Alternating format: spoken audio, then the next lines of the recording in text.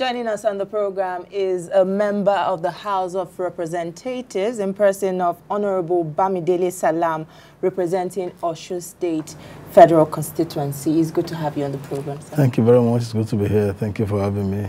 All right, let's talk about the ongoing security summit which the House of Representatives is holding. Tell us the essence of this summit and how important it is to the country at this critical time.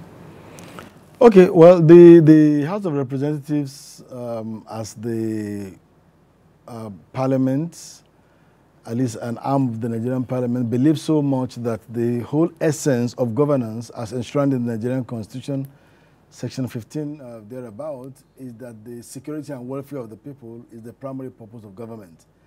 And if you observe in the last 2 years, since we were inaugurated on the 10th of June 2019, issues of security have formed more than 60% of issues that have been brought on the floor of the parliament in terms of motions, in terms of bills, in terms of other forms of engagement that we do. Now, the problems that we have in the country today are myriad, yes, no doubt, but security happens to be the most crucial of those problems. And we believe that it is not over until it is over. So we have to concentrate all our attention, all our energy in working together with the executive arm of government in finding solutions to this. And that is why, in the wisdom of the leadership of the House, a special committee of 47 members was formed by the Speaker on the 17th of March this year to brainstorm and come up with workable solutions that will, one, be presented to the executive arm of government for implementation and also worked upon by the parliament, for those ones that need legislative attention. So the summit is an outcome of the underground work that has been done by that committee with a technical team that is made up of technocrats and experts in the security sector. And that security summit started on Wednesday and will run through until Saturday. So it is in essence in furtherance of our primary responsibility, which is to ensure the security and welfare of the Nigerian people. So the common concerns that were raised during this summit is the fact that, yes, we've been holding similar summits like this. It's been talks, yet no action. What will differentiate this particular one from the others, and how many more summits, how many more security summits do we have to have before the nation gets accurate answers to the security challenges facing the nation? Now, democracy itself is a long journey. Same with every other subset of our nationhood, the economy, the security. There is no final destination, so to say. We're always, transiting. You solve one problem, most probably another one arises, and then you tackle it. And like I said earlier somewhere today, democracy itself also is about engagement. It's about talking, it's about communication. You cannot have too much of communication, dialogue, and engagement in a proper democracy. Now, I agree with you to an extent that we have not had a lot of proactive measures to back up some of the resolutions we've had from some of the previous conferences or dialogue. But this is the first time that the House of Representatives is engaging in a summit on security. And before we went into this, the leadership of the House sought and got the buy-in of the President, who is the Commander-in-Chief of the Armed Forces, who I believe strongly is also desirous of having solution to this problem, because this is not the nation that we had 20 years ago. It's not the nation we had 15 years ago. Things are getting worse in the security sector, and this is worrisome not only to the people but also to government. Look at the budget that we had in 2021. Almost 1 trillion naira voted for defense out of about 13 trillion naira in the budget. Yet, we're having like a multiplication of the threats in different parts of the country. So it is our expectation that the president who gave, his consent that he was going to work together with us on this will not treat the outcome of this conversation, this summit, with levity. The moment we are done with this and we compile these resolutions and we are able to put together those ones that need executive action to transmit to the executive action, the ones that need legislative actions in terms of either amending the existing laws or enacting new laws. We will not waste a bit of time in starting on those ones, and we're also going to make sure that the ones that need executive actions are followed through very, very, very, urgently. Because again, it is when we have security that we have a nation. As government, there are a lot of issues. One issue, let me quickly say this, has to do with the issue of proliferation of arms, small ammunition and arms. And the question has been, where do these arms come from? And it will shock you to note that from some of the presentation that we have had, some of these arms are also from our national stockpile of arms and ammunition. And that is a very, very critical issue that government needs to look at and take very immediate actions. Apart from the fact that we have porous borders and we have weak neighbors that cannot actually police their borders, and because of that, there are infiltration of arms and ammunition and drugs and so on coming in. Even from our own internal, armory, you have leakages here and there. So these are some of the issues that we need to, focus our attention on. And I assure you that by the time we finish with the summit, we're going to follow through with whatever recommendation that we're bringing out of the summit. All right. Your last point brings me to this question, the legalization of cannabis.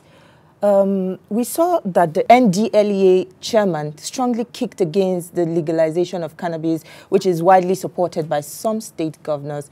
What is your own take? Sincerely, I think whoever is pushing for legalization of cannabis today is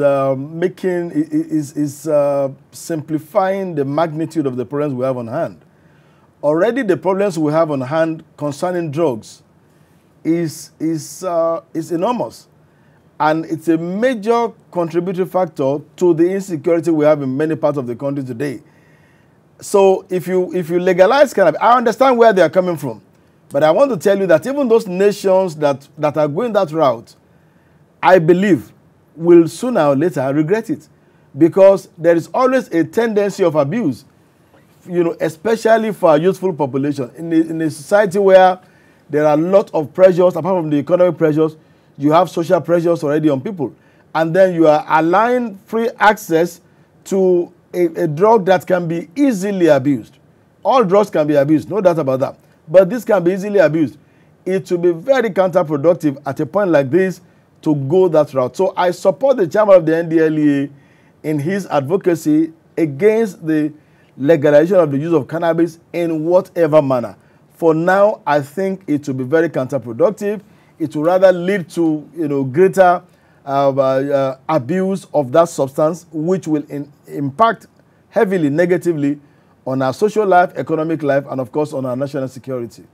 All right. The Oni of Ife has suggested that one way to tackle this insecurity challenge in the country is empowering and engaging the youth. This will drastically reduce the security challenges we currently face. Yes. Does this 46-man committee agree with his position? And what is the committee doing in this regard? Okay, absolutely. You see, the common saying is that the idle hand is the devil's workshop.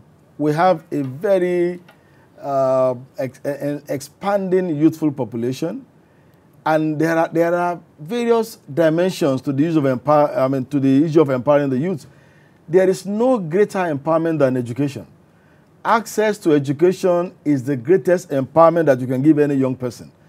And today, it's saddening that Nigeria has the highest number of out-of-school children in the world, 13.5 million according to UNICEF, if the figure has not changed.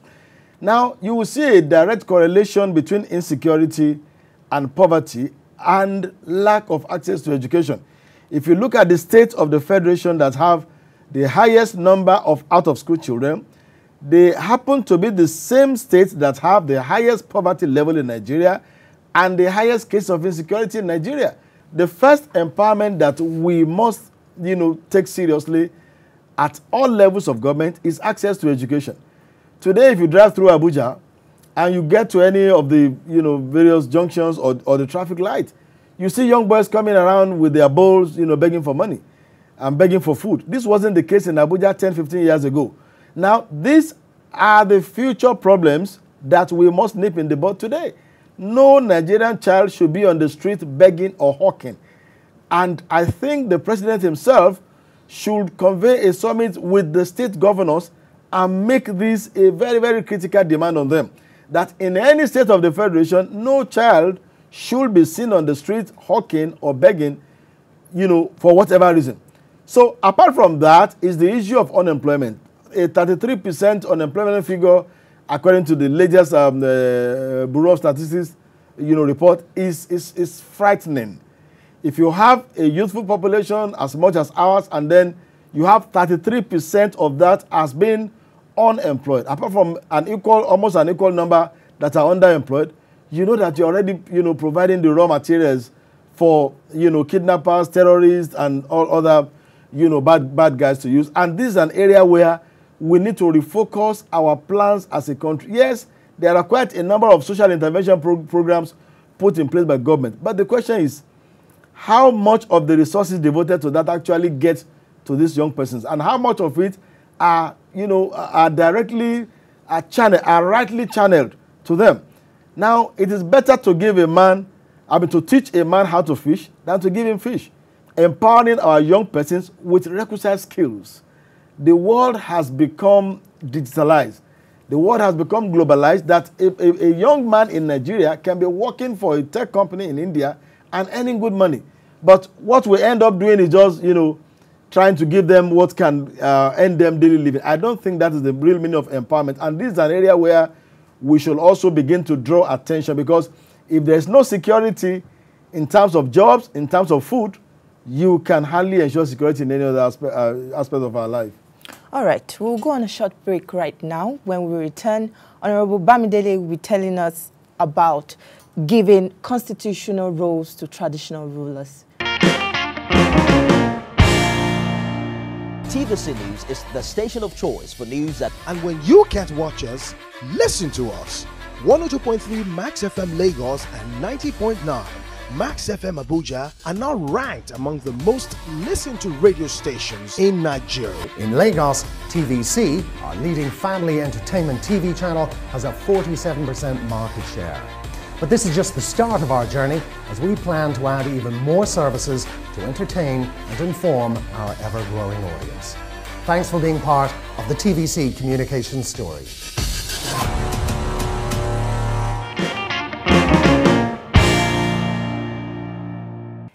It's glad to have you back. If you're just joining us, we have been speaking with Honorable Bamidele Sadam, and we have been speaking on the ongoing National Security Summit hosted by the House of Representatives. Thank you for staying with us on the program today. So we're talking about, there's this talks now about giving constitutional roles to traditional rulers. What is your take, or what is the committee's take on this, and how would this stem the tide of insecurity in the country? Well, this is one area where, we need to be more definitive. I know that a lot of people have issues with the specifics of rules that we want to give to traditional rulers. Our traditional rulers have submitted different memoranda at different points in time, not just now, asking that they be duly recognized by the Nigerian Constitution and given specific roles, especially in the areas of security. And ordinarily, I don't have any problem with that. The committee is taking the suggestion in its stride and trying to look at in what specific areas. And one of the areas which one of the expert that came to speak with us yesterday brought up is the area of the early warning systems. The early warning system is one of the measures that nations put in place to forecast threats and prevent such. And because our traditional rulers are domiciled in their various communities, they also earn a lot of respect from the community. Apart from the fact that they are domiciled there, they also earn respect and earn the confidence of the community. It is believed that they have easier access to information on potential threat.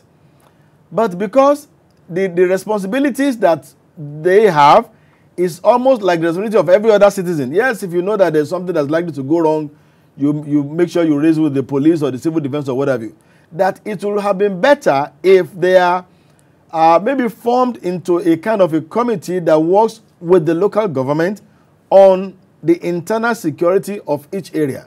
So if in that regard we need to define their roles in that respect, even though in most communities today they still play those roles, but it's not as if it's really in a formal way. So what they are asking for is that we should formalize that role that will make them an integral part of the local security arrangement, especially in activating our early warning systems so that we can forecast potential threats, and then through that, we can stop the threat. In another area where they will also be very useful, to my mind, is in the area of vetting the kind of people that we also employ into our security agencies. The collapse of local government systems as well as improved funding for security agencies is one of the critical and major issues that is being raised during this National Security Summit. Does your committee or do you agree with this position? Absolutely, I do. Incidentally, I was a local government chairman myself. I was a local government chairman for 3 years in Osun State. And when I go to the local government today, what I see there is unfortunate. The local government system has become comatose, is paralyzed, they have taken life entirely out of the local government system. And what role do local governments play? They are like the first point of contact to the average citizen. That is where the primary health centers are supposed to be run. That is where the issue of rural roads are supposed to be fixed. That is where a farmer that is looking forward to having an extension service or input like fertilizer is supposed to come. Today, the local government only exists in name. In fact, they cannot even, paint their own offices. Most local governments are just like entering a forest today. I know that for my state, if I don't know of any other place. I know that's the same thing almost everywhere in the country. And this is very, very unfortunate. This is not the way to go. The framers of our constitution who put that section 7 there, saying that the system of local government administration by democratically elected government shall be guaranteed, know what they're saying. The 1976 reform of local government was also a product of our many years of, governmental experience to show that the nearer a government is to the people, the more effective and the more efficient it is. Now, I'm representing a constituency in Osun.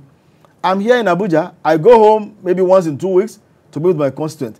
If there are any emergencies within those 2 weeks, it will be very hard for anybody to, board a vehicle or take a flight from Osun to come here. But they can walk up to the local government chairman in his house. They can see their councillors. They can see their supervisors and lay complaints. So this is also very, very closely tied to the issue of insecurity. As a local government chairman, we were responsible for the maintenance of the divisional police officers, the state security service office in our local government, the civil defense office in our local government. Today, they can no longer do that.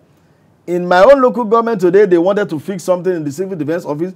They had to write me that they needed my help to come and do it because the local government says they have no money. And indeed, they do not have, because the system has been paralyzed by the kind of, knee-jerk policies, especially of the state governors. And this is one area that I think we need to prick the conscience of everyone who is occupying that position of responsibility at the state level. The houses of assembly are empowered by law to make laws to regulate local government. But what do we have today? The houses of assembly are appendage of the state governors. So without reactivating local government and empowering them to play those roles, I am afraid that we will not be able to tackle these problems of insecurity in any significant manner. Okay, Honorable, it is one thing to hold this kind of summit, and it is another thing for the recommendations to be adopted and implemented. That's the most important thing.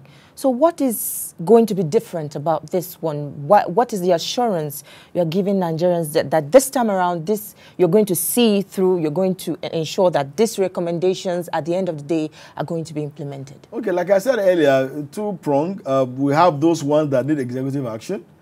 We have the assurance from Mr. President that the recommendations that need executive action will be accepted and implemented, and we are holding him to that promise that he made. The ones that need legislative actions, I can assure you, the Speaker of the House of Representatives and indeed the whole leadership of the House have agreed that there is no other thing that is more important than this at the moment. So whatever we need to do, including suspending every other thing, to tackle this headlong, we are going to do it. So I assure you, in the next few weeks, you will begin to see the result of those recommendations in our own legislative work in the House of Representatives. So what should we expect next after the summit from the House of Representatives? After the summit, we're going to have the report of the summit. We're going to lay the report of the summit before the Parliament for adoption as a document of the House. And of course, we'll begin the implementation. And as we begin the implementation, we're going to make sure that we put timeline to them, so that it's not just something that is open-ended, so that people can actually track whatever we're doing. And the ones we're going to lay before the executive too, as the arm of government that does oversight, we are going to ensure that we increase on our oversight functions on the military, on the police, and other security outfits to ensure that we are able to, tackle this insecurity headlong and restore sanity to our country.